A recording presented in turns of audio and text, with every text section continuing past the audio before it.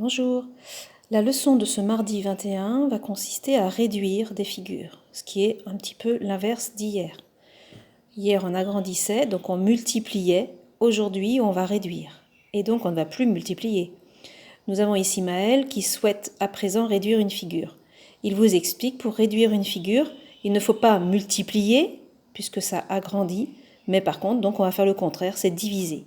Donc chacune des dimensions de cette figure va être divisée par le même nombre.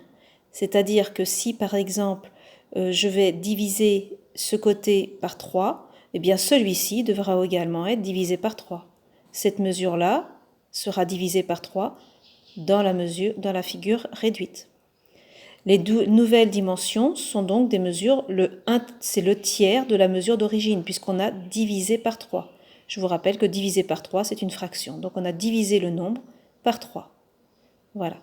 Nous allons faire comme hier un tableau de nombres ici, avec figure d'origine, la mesure dans la nouvelle figure, celle qu'on va fabriquer, la figure réduite, ça veut dire plus petite.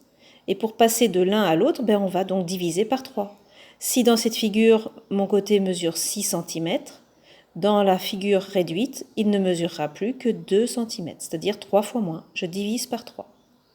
Et on dit que cette fois-ci, la figure est reproduite à l'échelle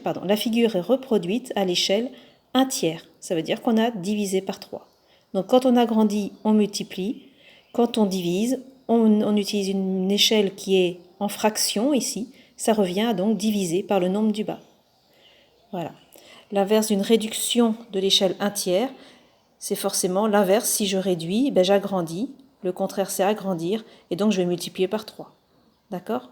Voilà. Donc, d'un côté, ici, la figure d'origine, elle fait diviser par 3. Et dans l'autre sens, si je veux à nouveau l'agrandir, il va falloir que je remultiplie par 3. Toutes les mesures qui sont là, si je les remultiplie par 3, eh bien, j'obtiens cette figure-là. Voilà. Donc, on peut faire agrandir, réduire, agrandir. On peut faire l'un dans un sens ou dans l'autre, comme on l'a appris hier ou comme on l'apprend aujourd'hui. Voilà, vous allez devoir l'appliquer. Bon courage!